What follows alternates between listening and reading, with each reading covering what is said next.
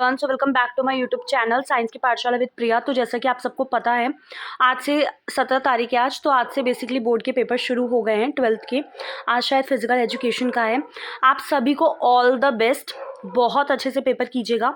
सबसे पहली चीज़, please panic बिल्कुल भी मत करिएगा। जब आप पहली बार पेपर देखेंगे तो थोड़ा सा लग सकता है कि आपको ये चीज़ नहीं आ रही है, बट जब आप उसको प्रॉपर पढ़ना शुरू करेंगे तो सब कुछ मतलब आपको आता होगा, आपने पढ़ा होगा, ठीक है। तो टेंशन बिल्कुल मत लीजिएगा। स्ट्रेस, मुझे पता है बोलने की बात है, उस टाइम पे तो हो ही जाता है, बट और बहुत साफ़ सुथरा कीजिएगा, ठीक है। बिल्कुल काटा पीटी मत कीजिएगा और कोशिश कीजिएगा कि 15-20 मिनट पहले पेपर हो जाए, सो दैट आप उसको अच्छे से देख सकें कि कौन सा पार्ट आपने छोड़ तो नहीं दिया कुछ। या अटेम्प्ट सारे कीजिएगा, मतलब ऐसा मत कीजिएगा कि कोई नहीं आ रहा तो छोड़ दें। कोशिश कीजिएगा अगर उसके अराउंड भी कुछ आपको समझ में आ रहा है तो आप लिख दीजिएगा, ठीक है। और स्ट्रेस मत लीजिएगा। All the very very best, ठीक है। तो बिना किसी देरी के देखिए आज का टॉपिक शुरू करते हैं। इसमें हमें ना जीन एक्सप्रेशन, कैसे वो चीज़ रेगुलेट होती है, वो आज हमें देखना है। अब जो रेगुलेशन ऑफ जीन एक्सप्रेशन है, ये एक बहुत ब्रॉड टर्म है। ब्रॉड मतलब आप समझते होंगे बहुत बड़ी टर्म है, ठीक है, जो बहुत अलग अलग लेवल्स पे होती है। कंसीडरिंग दैट कि जो जीन एक्सप्रेशन है उसकी वजह से क्या होता है, आपका पॉलीपेप्टाइड बनता है। जो बड़ी सी चेन बनेगी पेप्टाइड की, वो आपका किसकी वजह से बनेगी, जीन एक्सप्रेशन की वजह से बनती है। और ये इसको हम बहुत अलग अलग लेवल्स पे रेगुलेट कर सकते हैं। अब जैसे यूकैरियोट्स में क्या होता है, रेगुलेशन मतलब है कितना बनाना है, क्या बनाना है कि नहीं बनाना है, इस चीज़ को रेगुलेट करना चीज़ों को, ठीक है। तो अब सबसे पहला ट्रांसक्रिप्शन लेवल पे, अब जैसा कि आपको सेंट्रल डोग्मा अगर याद हो तो आपको पता होगा कि ट्रांसलेशन क्या होता है। ट्रांसलेशन हमने पढ़ा है कि जब डीएनए से आरएनए बनेगा तो इसको क्या बोलेंगे, ट्रांसक्रिप्शन बोलेंगे। और जब इसी आरएनए से जब आपका प्रोटीन बनता है तो इसको हम लोग ट्रांसलेशन बोलते हैं, ठीक है। तो सबसे पहले आप कौन से लेवल पे रेगुलेट कर सकते हैं, जब आपका ये ट्रांसक्रिप्शनल वाला लेवल है, जब डीएनए से आरएनए बनने वाला होगा, इस टाइम पे हम इसको रेगुलेट कर सकते हैं। उसके बाद है प्रोसेसिंग लेवल। उसके बाद जब आरएनए बन जाता है, आपको पता है कि स्प्लाइसिंग करते हैं, इंट्रॉन एक्सॉन, अगर आपने देखा होगा कि उसमें से हम क्या करते हैं, जो इंट्रॉन वाला पोर्शन है उसको हमें अलग करना होता है, ठीक है। स्प्लाइसिंग का प्रोसेस होता है। उसके बाद फिर जब एमआरएनए को, ये एमआरएनए अब आपका कहाँ जाएगा, न्यूक्लियस से साइटोप्लाज्म में जाता है। फिर उसके बाद ट्रांसलेशन वाला लेवल, जहाँ पे आपका प्रोटीन बन जाएगा। तो इन लेवल्स पे हम इनको क्या कर सकते हैं, कंट्रोल कर सकते हैं, रेगुलेट कर सकते हैं, ठीक है। आई होप ये चीज़ें क्लियर होंगी। अब थोड़ा सा इसमें देख लेते हैं। The genes in a cell are express, ताकि वो एक पर्टिकुलर फंक्शन परफॉर्म कर सके या फिर सेट ऑफ फंक्शंस को परफॉर्म कर सके। अब इसमें जैसे एग्जांपल है, ये आपको याद रखना है कि एक एंजाइम है जिसे हम बीटा गैलेक्टोसाइडेज बोलते हैं, और ये आपका ई कोलाई के द्वारा बनाया जाता है। ये बेसिकली क्या करता है, जो आपका डाइसेकेराइड है उसको हाइड्रोलाइज करता है, मतलब एक तरीके से उसको तोड़ रहा है, जैसे कि लैक्टोज को गैलेक्टोज और ग्लूकोज में तोड़ने का काम करता है, ठीक है। और फिर बैक्टीरिया इसको अपने एनर्जी के तौर पे यूज़ कर सकता है, ठीक है। ग्लूकोज और गैलेक्टोज में लैक्टोज को तोड़ देगा ये एंजाइम बीटा गैलेक्टोसाइडेज। उसके बाद क्या करेगा, ई कोलाई इसको as a source of energy in galactose और ग्लूकोज को यूज़ कर सकता है। अगर बैक्टीरिया में उसके अगल बगल ग्लूकोज है ही नहीं तो फिर हमें इस एंजाइम की ज़रूरत ही नहीं है। आपको चीज़ों की ज़रूरत कब पड़ेगी, जब आपको कुछ करना है, तो आपको किसी चीज़ की ज़रूरत है। आपको कुछ करना ही नहीं है तो आपको किसी भी चीज़ की ज़रूरत नहीं होगी, तो वही चीज़ है यहाँ पे, ठीक है। इसीलिए सिंपल टर्म में अगर बोलें तो एक मेटाबॉलिक, फिजियोलॉजिकल और इन्वायरमेंटल कंडीशन है जो कि आपका जीन के एक्सप्रेशन को रेगुलेट करती है। The development and differentiation of embryo into adult organism, ये आपका कोऑर्डिनेटेड मतलब समझते हैं आप लोग कि तालमेल, एक तरीके से दो चीज़ें कोऑर्डिनेटेड वे में काम कर रही हैं ताकि जो जीन का एक्सप्रेशन है वो अच्छे से हो सके और आपका जो एम्ब्रियो है वो आपका एक एडल्ट ऑर्गेनिज्म बन सके। अब जैसे देखो, मुझे पता है कि अगल बगल से बहुत डिस्टर्बेंस आ रही होगी, तो प्लीज़ कोऑपरेट कीजिएगा। अब देखिए प्रोकैरियोट्स में क्या होता है, जो रेट है कि कितना ट्रांसक्रिप्शनल इनिशिएशन का, उसको कंट्रोल जो करता है is the predominant site for the control of gene expression, उसी साइट से आपका जीन एक्सप्रेशन भी कंट्रोल होता है। ट्रांसक्रिप्शन यूनिट में जो एक्टिविटी है आरएनए पॉलीमरेज की, जो भी प्रमोटर दिया होगा वो आपका कैसे रेगुलेट होगा, कुछ वहाँ पे इंटरेक्शन विद एसेसरी प्रोटीन, जो कि उसकी जो एबिलिटी है जगह को पहचानने की, आरएनए पॉलीमरेज आपका जाके प्रमोटर से बाइंड होता है, फिर आगे फर्दर आपका जो बनना होता है बनता है। तो कुछ प्रोटीन्स हैं जो इसके साथ रिएक्ट करने लगेंगे या इंटरैक्ट करने लगेंगे, जिसकी वजह से इसकी जो काबिलियत है आरएनए पॉलीमरेज की पहचानने की कि कौन सी जगह शुरुआत वाली स्टार्ट साइट है, वो कहीं ना कहीं अफेक्ट होती है। तो ये आपके दो तरीके के हो सकते हैं कि या तो पॉजिटिवली अफेक्ट कर रहा है जिससे वो एक्टिवेट हो जाए, या फिर उसको रिप्रेस कर दे रहा है, नेगेटिवली अफेक्ट कर रहा है। अब जो एसेसिबिलिटी है promoter regions of the prokaryotic DNA, बहुत सारे केस में उसको कुछ प्रोटीन रेगुलेट करते हैं, ठीक है, रेगुलेटेड बाय इंटरैक्शन, कुछ प्रोटीन की वजह से वो आपका, उसे हम ऑपरेटर बोलते हैं। मतलब देखिए इसमें क्या है कि आपका प्रमोटर एक रीज़न है जहाँ से आपका जो भी है शुरुआत होगा, ठीक है। तो जो प्रोकैरियोटिक डीएनए होता है उनमें क्या होता है, जो प्रमोटर रीजन है बहुत सारे केस में वो उसको कैसे रेगुलेट किया जाता है, कुछ प्रोटीन्स की मदद से, ठीक है। सीक्वेंस के साथ कुछ प्रोटीन आपके इंटरैक्ट करते हैं जिसकी वजह से, और उन्हीं को हम ऑपरेटर्स बोलते हैं। अब इसको हम अच्छे से नीचे लैक ओपरॉन में भी समझेंगे। तो जो ऑपरेटर रीजन है वो आपका adjacent to the promoter element ज़्यादातर ओपरॉन्स में, और ज़्यादातर केसेस में जो सीक्वेंस होता है ऑपरेटर का वो बाइंड कर जाता है रिप्रेसर प्रोटीन से। और हर, ये लाइन बहुत इंपॉर्टेंट है कि हर ओपरॉन का अपना खुद का स्पेसिफिक ऑपरेटर और स्पेसिफिक रिप्रेसर होता है। जैसे लैक ओपरॉन है तो जो लैक ऑपरेटर आपका लैक ओपरॉन में प्रेजेंट होता है, ये आपका स्पेसिफिकली लैक रिप्रेसर के साथ ही आपका इंटरेक्ट करता है। अब आज का मेन जो है इसको समझते हैं, लैक ओपरॉन क्या है। The elucidation of lac operon was also a result of close association आपके Francois Jacob and biochemist and Jacques Monod, जिन्होंने ये चीज़ आपकी दी है। दे वर द फर्स्ट जिन्होंने ट्रांसक्रिप्शनली रेगुलेटेड सिस्टम को क्या किया, देने का काम किया है। लैक ओपरॉन में यहाँ पे लैक का क्या मतलब होता है, लैक्टोज, जो हमने देखा था ना कि जो इकोलाई था, जैसे मान लो कि ये कोई बैक्टीरिया है, इसके अगल बगल ना लैक्टोज प्रेजेंट है इस मीडियम में, तो ये लैक्टोज को डायरेक्ट कंज्यूम नहीं कर सकता, तो इसे चाहिए बीटा गैलेक्टोसाइडेज एंजाइम, जो कि इस लैक्टोज को दो में तोड़ देंगे, एक आपका ग्लूकोज और एक आपका गैलेक्टोज, ठीक है, और फिर उनको ये as a source of energy consume करेगा, ठीक है। आई होप चीज़ें समझ में आ गई होंगी। अब इसके बाद a polycistronic structural gene is regulated by common promoter and a regulatory gene, ठीक है।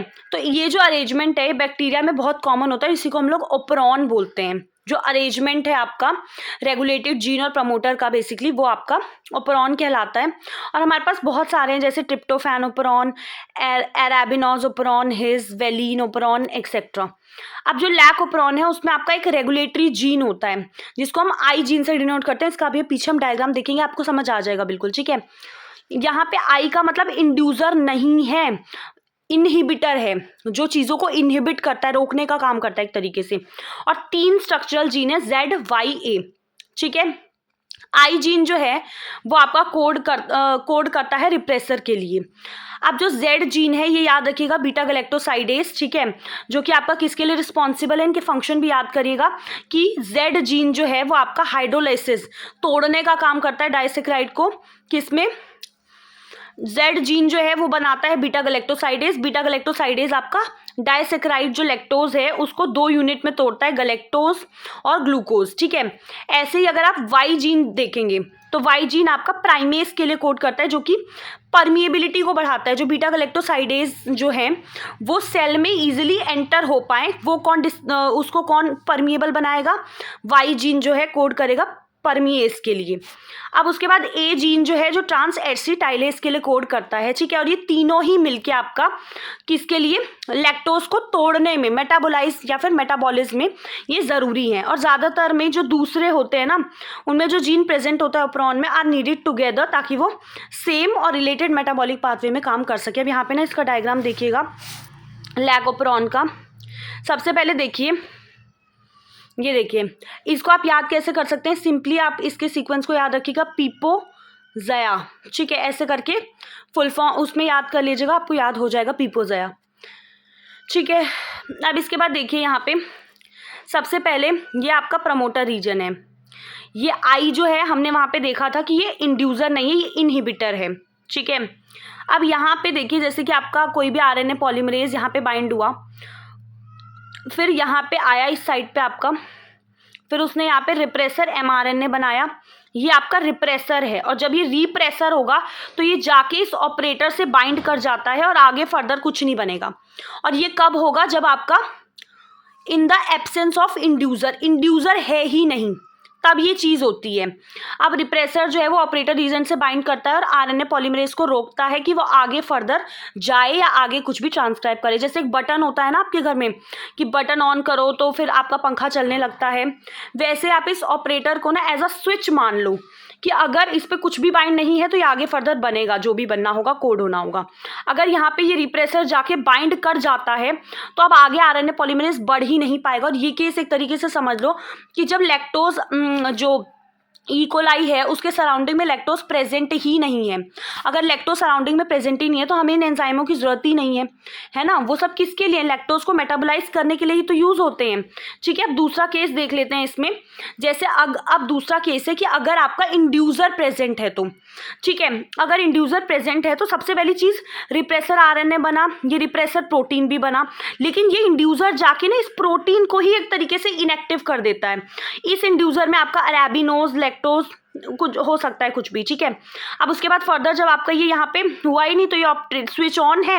अब स्विच ऑन है तो ये जाके आपका प्रॉपर लैक एमआरएनए बना, जिसमें जो जेड वाला जो है वो कोड करेगा बीटा गैलेक्टोसाइडेज के लिए, वाई कोड करेगा परमीएज के लिए, ए कोड करेगा ट्रांस एसिटाइलेज के लिए, ठीक है। अब इसको हम जल्दी से खत्म कर लेते हैं, बहुत इजी है ये, ठीक है। लैक्टोज आपका सबस्ट्रेट है, ठीक है, एंजाइम बीटा गैलेक्टोसाइडेज के लिए, और ये बेसिकली स्विचिंग ऑन और स्विचिंग ऑफ करता है ऑपरॉन का, इसलिए इसको इंड्यूसर बोलते हैं, ठीक है। तो ये आपका इंड्यूसर है। जब इंड्यूसर प्रेजेंट होगा तो स्विच आपका ऑन समझ लो, और जब नहीं प्रेजेंट है तो स्विच ऑफ, ठीक है। अगर आपका कार्बन का कोई सोर्स जैसे ग्लूकोज एब्सेंट है तो इफ़ लैक्टोज इज प्रोवाइडेड, अगर लैक्टोज आप ग्रोथ मीडियम में देंगे भी तो lactose is transported into the cells permease की वजह से। और ये याद रखिएगा कि थोड़ा थोड़ा लेवल जो है इनका वो प्रेजेंट होता है सेल में हर वक्त, अदरवाइज लैक्टोज जो है वो सेल के अंदर ही नहीं एंटर कर पाएगा, है ना। तो लैक्टोज क्या करेगा? आपका ओपरॉन को इंड्यूस करता है इन द फॉलोइंग मैनर।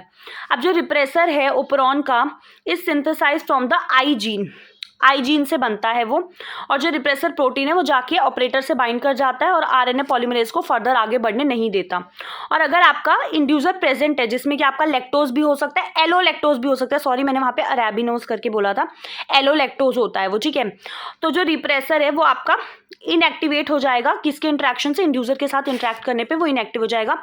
इससे क्या होगा? आरएनए पॉलीमरेज आपका फर्दर प्रमोटर उस पर चला जाएगा और ट्रांसक्रिप्शन का जो प्रोसेस है वो आगे हो जाएगा। Essentially, regulation of lac-operon can also be visualized as a regulation of enzyme synthesis by its substrate. अब इसमें है रिमेंबर ग्लूकोज और गैलेक्टोज जो है वो आपका कैन नॉट एक्ट, इसको ना याद रखिएगा, बहुत इंपॉर्टेंट लाइन है कि ग्लूकोज और गैलेक्टोज जो है can not act as a inducer for lac operon, ठीक है। Can you think for how long the lac operon would be express? अगर आपका ये लैक्टोज प्रेजेंट है तो ये आपका होमवर्क होगा, इसको आप सर्च कीजिएगा और फिर मुझे कमेंट सेक्शन में बताइएगा ज़रूर। अब जो रेगुलेशन है लैक-ओपेरॉन का बाय रिप्रेसर, उसको हम बोलते हैं नेगेटिव रेगुलेशन, ठीक है, जिसमें आपका लैक-ओपेरॉन जो है जो कि उसको कौन रेगुलेट कर रहा है? रिप्रेसर रेगुलेट कर रहा है, तो वो वाला आपका नेगेटिव होता है। Lac operon is under control of positive regulation as well, जो आपके स्कोप से अभी बाहर है, ठीक है। उसके बाद ये आपका ह्यूमन जीनोम प्रोजेक्ट है। एक बार ना यहाँ पे जो ये लास्ट लाइन लिखी है कि regulation of lac operon by repressor, इसको हम बोलते हैं नेगेटिव रेगुलेशन। और लैक-ओपेरॉन जो है वो आपका पॉजिटिव रेगुलेशन के कंट्रोल में भी होता है, लेकिन ये आपके स्कोप से अभी बाहर है। तो अब आप ज़रा यहाँ पे देखिए, इन दोनों ही जगह पे हमने क्या पढ़ा कि रिप्रेसर रेगुलेट कर रहा है ना, तो ये वाला आपका नेगेटिव वाला है, ठीक है। और अभी पॉजिटिव वाला आपके स्कोप में नहीं है, वो जब आप हायर कुछ करेंगे तो होगा। सो आज का ये टॉपिक खत्म होता है लैक-ओपेरॉन। आई होप चीज़ें समझ में आई होंगी। थैंक यू सो मच, अपना ध्यान रखिएगा और पैनिक बिल्कुल मत कीजिएगा, आपका बहुत अच्छे से पेपर होगा। और पेपर और ये सब तो भाई देखो आते जाते रहेंगे, आप अपनी हेल्थ को अच्छा कीजिए, मेंटल हेल्थ पे, चीज़ों को सीखने में फोकस कीजिए और लर्निंग पे बहुत ज़्यादा ध्यान दीजिए, जो मैंने भी अभी धीरे धीरे धीरे शुरू किया है, किताबें पढ़िए, बहुत कुछ कीजिए। अपने आप को ना एक लिमिटेड उसमें स्पेस में मत रखिए। चीज़ों को एक्सप्लोर कीजिए, जानने की कोशिश कीजिए। इसलिए नहीं कि आपको मार्क्स चाहिए कि आपके अच्छे मार्क्स आएँ। मार्क्स सच बोलूँ तो रट के आ सकते हैं, आप चीज़ों को रट लेंगे, वहाँ जाके लिख देंगे तो मार्क्स आ सकते हैं। बट मेरे हिसाब से आपको चीज़ों को रटना नहीं, समझने पे फोकस करना है कि ऐसा क्यों होता है, ठीक है? और थैंक यू सो मच, अपना ध्यान रखिएगा और चैनल पसंद आए तो सब्सक्राइब कर लीजिएगा। Thank you.